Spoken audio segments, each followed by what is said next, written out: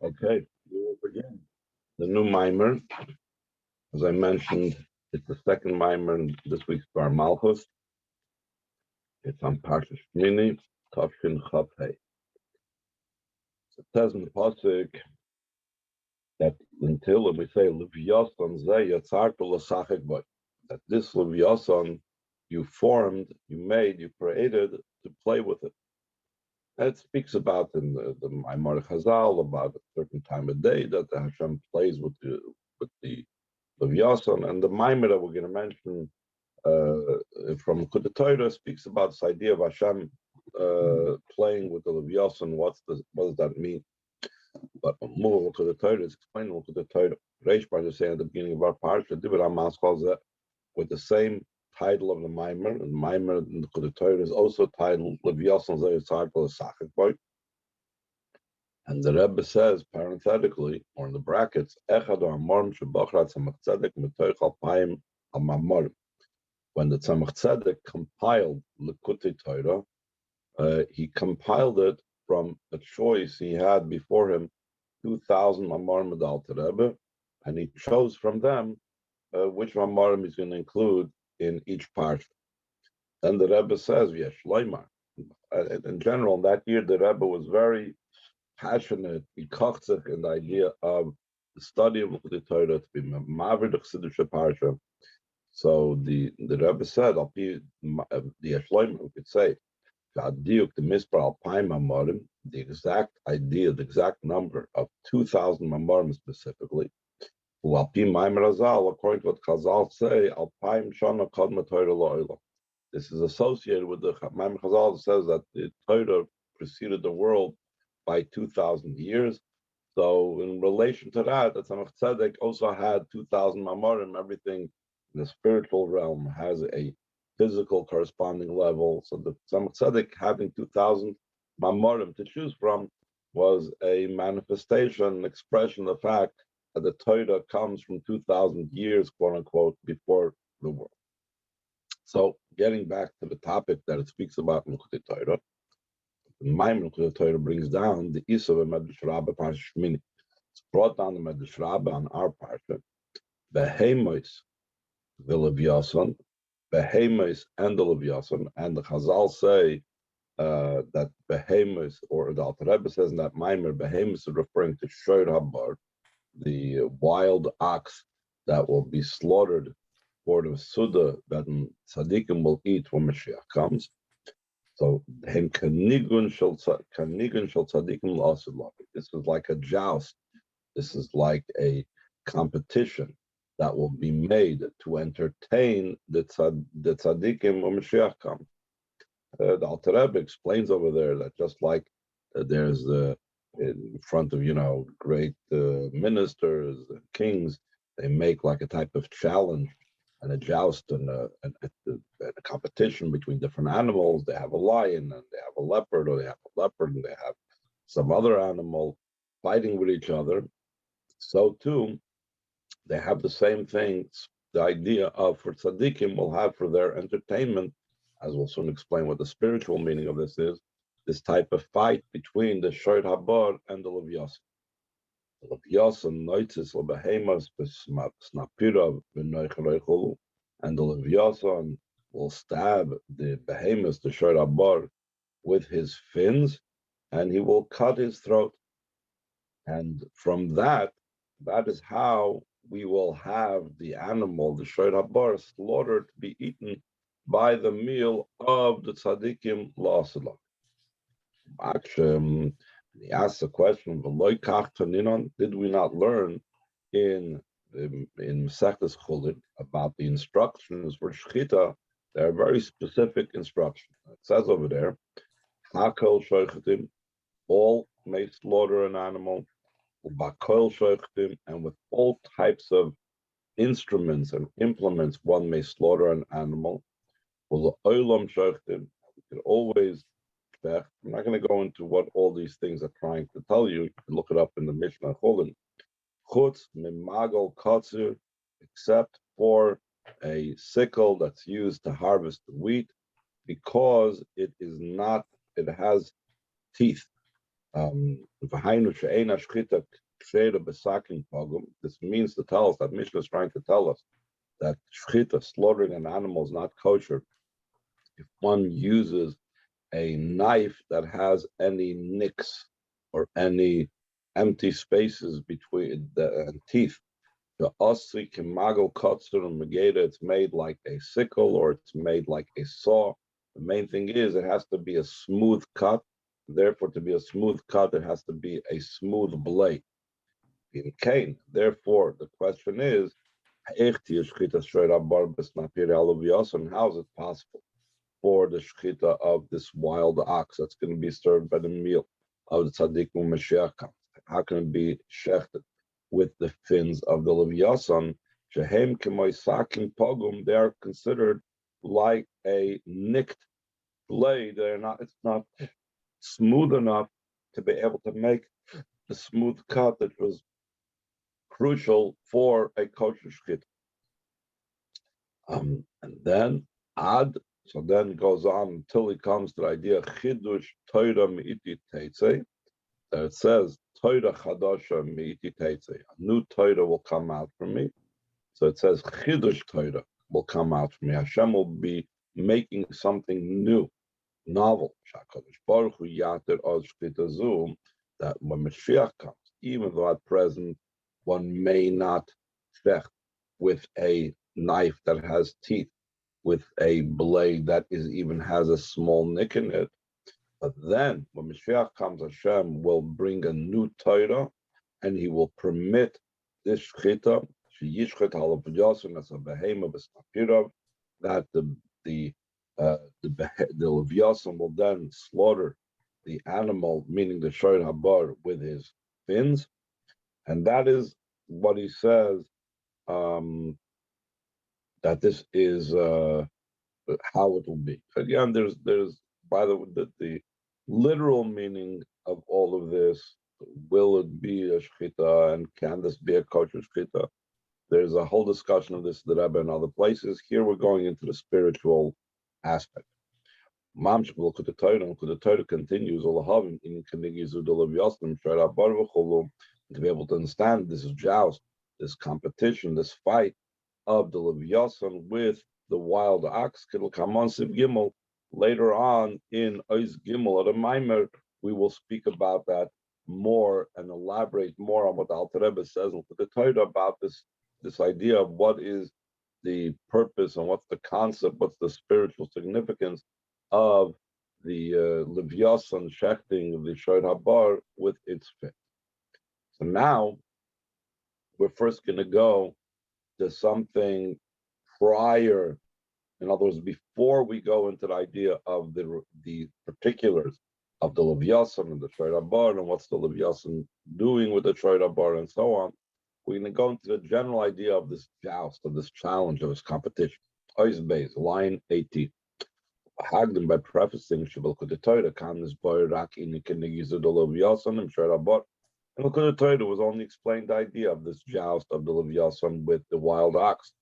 Avaloinis boy Klal in Nakanigi was not explained at all the idea of at all having this type of entertainment or joust and so on.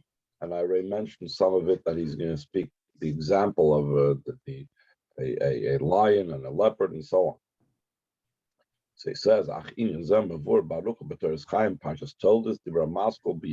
this idea is explained at length in the Sefer Teres Chaim of the Mittler Rebbe on Parshas Toldos, and the Maimer entitled V'yitncha. The Gamba Sefer Shnei HaMa'oris, also in the Sefer called Shnei HaMa'oris. Kosev al Ashar Shezel Madmor Emtzoi. On the cover page of the Sefer called Shnei HaMa'oris, it's written that from the Mittler Rebbe. Aval Kanira Mesignan HaMemorim, that if you look at the style of the writing of the Mamorim, and it's each of the Rabbeim had a different style, and the Friedrich Rebbe speaks about in the Sichos how if you usually, most of the time, if you open up a Maimer, you can tell without even knowing the cover page, without seeing who said it, who wrote it, You could tell by the style of the mimer which Rebbe it's from. So the Rebbe says the style of these Mamorim in the Sefer Shnei HaMa'oros, even though it says that Shnei HaMa'oros is from the Mikla Rebbe, they look like Hey Mamorim Ksarim Shel Rabbeinu Hazaken. These look like the short Mamorim of the Alter Rebbe. As we know that in the beginning the Alter Rebbe had short Mamorim, and later, especially after Yitzchak Kislev, the Rebbe, the Alter Rebbe started saying longer and much longer Mamorim. Shamam Admur Haimtsoi. Up to the next page. These were short Mamorim that the Mittler Rebbe wrote down. So even though, in other words, it's true what it says Shnei HaMa'oros that it's from the Mittler Rebbe, but it's not the Mittler Rebbe was the one that actually said those Mamorim, but it's actually from the notes of the Mittler Rebbe of what he wrote down of the Alter Rebbe's Mamorim. And now the Rebbe says that really the Mittler Rebbe had three types of, or three sets of, three types of Amorim. He says parenthetically, like it's known from the words of my father-in-law, the Friedrich Rebbe, in the Amorim of the Mittler Rebbe, there's three types of style. First of all, there is what he wrote down, short Mamorim of the Alter Rebbe. That's one type of my Mamorim that we have of the Mittler Rebbe. Hasheni, different type of set of Mamorim of the Mittler Rebbe. The Sefes Bir v'Hezber l'Mamori Admor Hazaken Rabbeinu Hazaken Barichis Ksas. Additional explanation to the Mamorim of the Alter Rebbe, but a little bit more at length than the original Maimer that he's explaining of the Alter Rebbe. By Flishi, and the third set and type of Amorim is Mashakasa Ba'atzme Barichas Gedolah, what he wrote for himself, not Mamorim of the Alter Rebbe, but entirely, completely his own Mamorim, and these are very, very long, as the Mittler Rebbe style was to say and to write very long Mamorim. But getting back to our topic, the Rebbe is saying, since this is from the Mamorim that the Mittler Rebbe wrote down the Alter Rebbe's Maimer, therefore, this idea, the way it's in the Sefer Shnei HaMa'oros, is much shorter than the way it's in his other Sefer Teres Chaim. So the same idea is in two places, in the Shnei HaMa'oros and the Teres Chaim, but in the Teres Chaim it's much longer.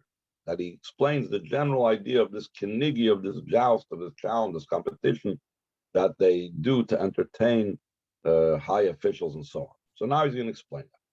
Line 8, after the brackets.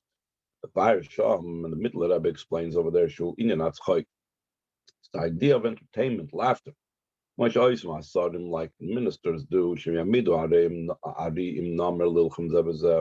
that they set up that a lion should fight with a leopard. The truth is, these ministers have no need whatsoever for the lion to kill or attack the leopard, or vice versa. It's not like they're trying to eradicate the leopard population and they're just sicking all the lions on the leopards. This is solely a completely made up thing. The ministers, the officers that are doing this are completely setting this up. It's a setup. They're holding on to the lion with a chain, so that the leopard should be able to attack him. Then they loosen the chains to allow the lion to defend himself or attack the leopard. If they see that the lion's about to kill the leopard, so then they pull back on the chain and don't allow that to happen. So from all of this, the way they're pulling the chains, you could see that the entire fight over here is not true. This is all artificially created for entertainment purposes. It's only done for laughter and enjoyment alone.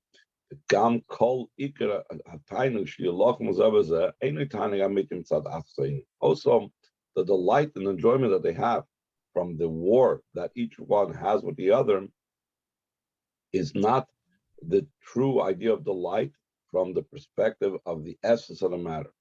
Like, for example, if a person delights in hearing a beautiful piece of music, so over there, that itself is not artificially made. That's the person's enjoyment. That's a normal situation that a person enjoys a beautiful piece of music. But rather, this delight that they have from the joust and from the fighting around of the lion with the leopard and so on is something that its very nature is a low thing. You hear animals in the wild are fighting with each other. Do you have a delight from it? Do you necessarily go out to the wild to see that? It's not something. It's really beneath the person. You can find the delight in it because of the enjoyment or the laughter. It's about lowering his essential delight. That he should have an existence of delight in low things that on their own are not delightful whatsoever.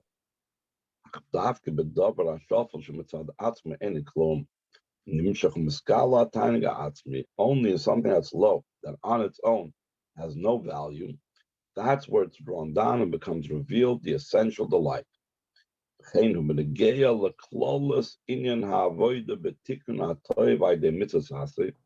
so too, the Mittler Rebbe explains, is in the general service, in repairing good through mitzvah, through the positive commandments. And the destruction of bad through the negative commandments. The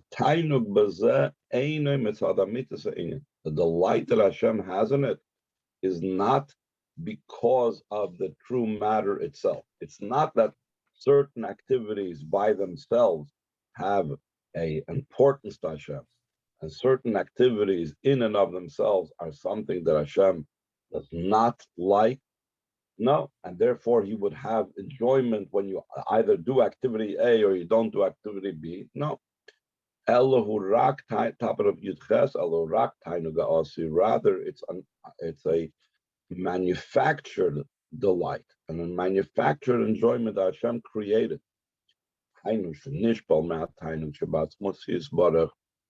That he lowered from the delight that's in his very essence, least to delight from this thing, etc. So this is the whole idea of the kinegi that the Maimer the Alter Rebbe refers to is symbolic of Hashem's delight and enjoyment that he has from the Torah mitzvahs that we do down here, that Hashem lowers himself, that what we do should be significant and enjoyable to him, even though, as far as Hashem's very essence, it has no significance whatsoever.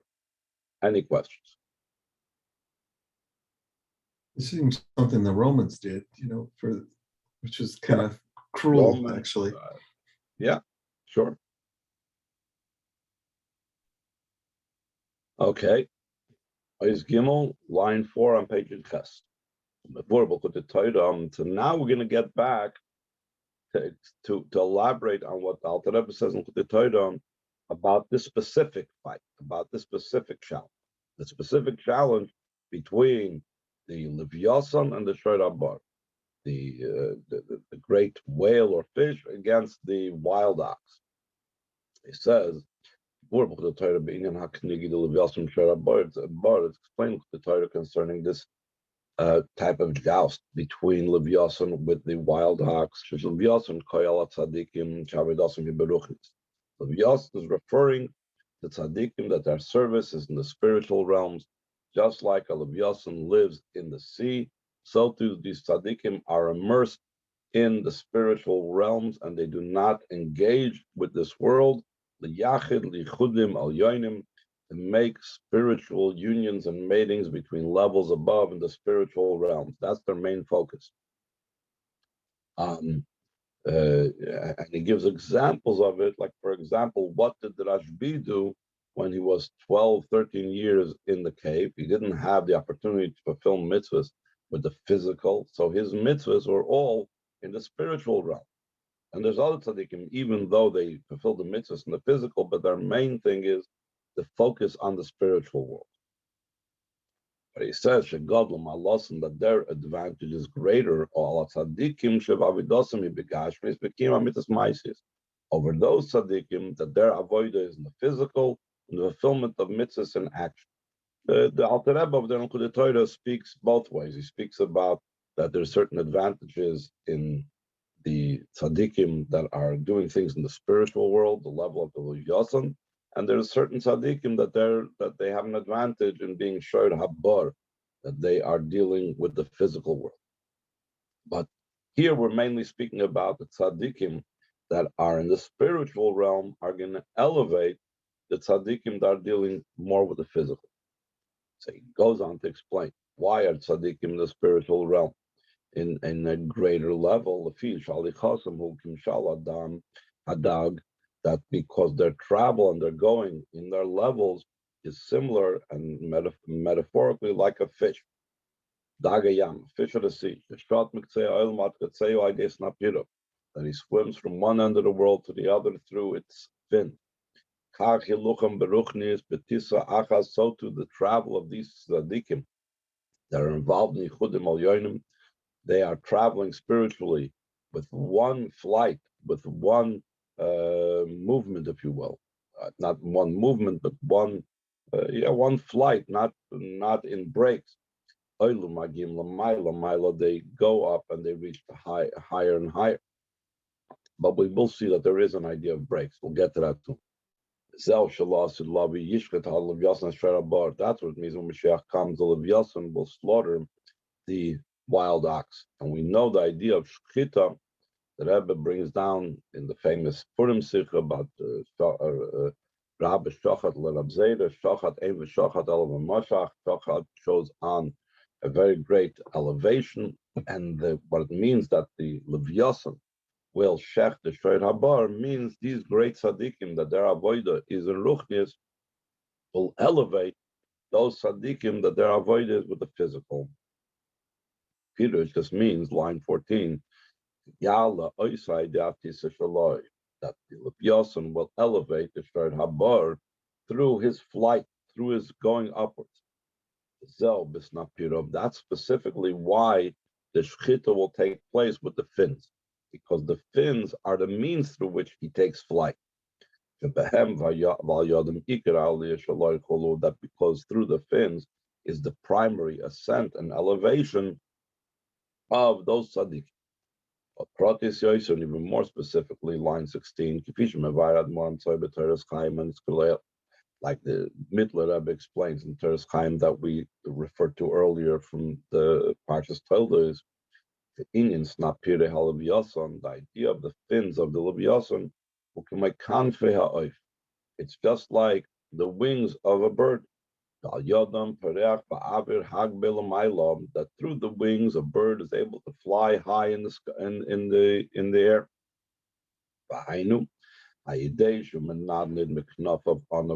Through moving his wings back and forth. In one, he raised himself to go up, and the other wing pushes away the air beneath it. And by this movement, he goes up little by little. So too also the fish in the sea. They swim or float with two fins. One fin, he swims further. And the second fin, he pushes away the water behind him.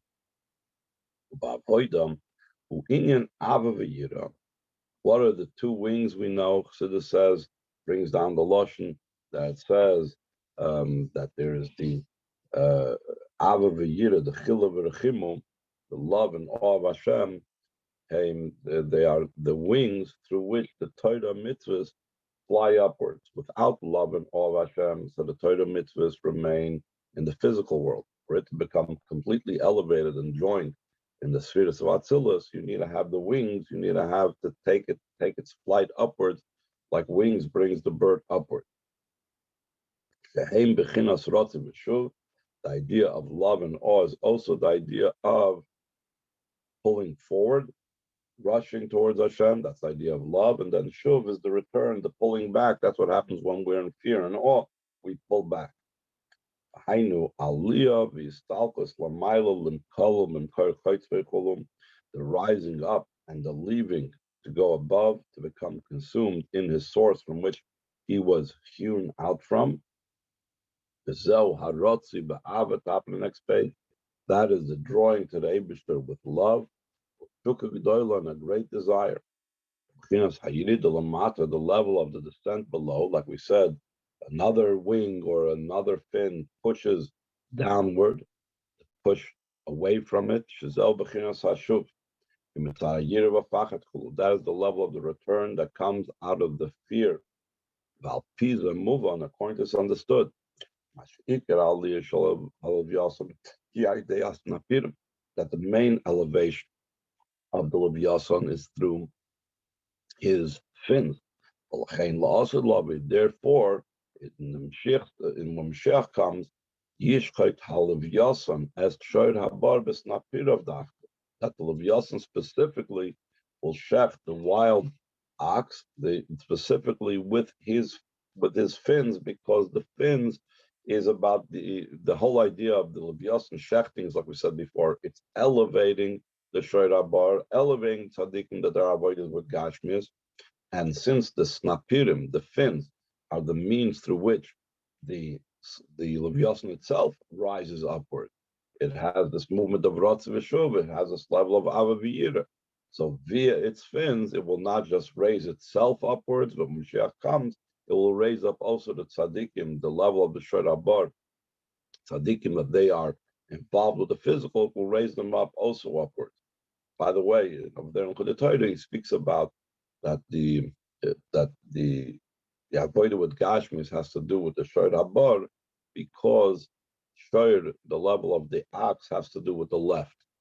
Meaning, it says in the Merkava Yoina, it says Pnei Shoyd ala Smoil, the oxen face on the Merkava, on the divine chariot, was on the left. So Shoyd has to do with the level of left of Buddhist. That's where the physical world came about from. That's where all the limitations some of them come from. So they are those that are involved with the physicality of the world.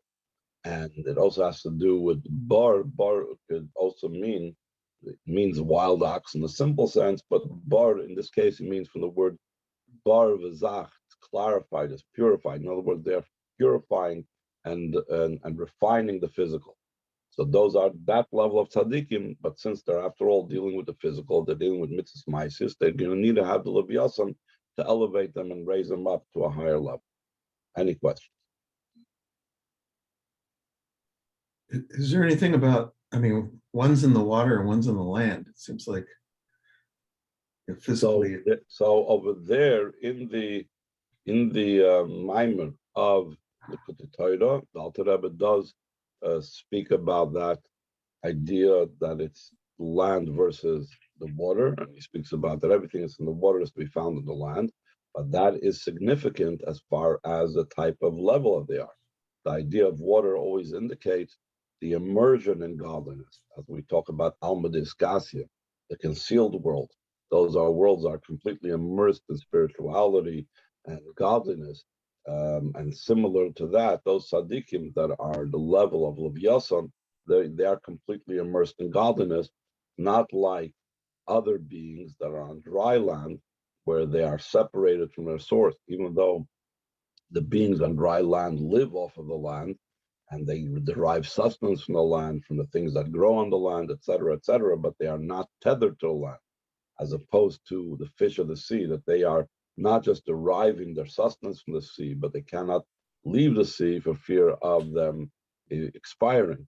So that's the difference between the avodah of Alma Discasia, of Alma Discalia, or the tzaddikim that are connected with Alma Discasia are called Nunayama.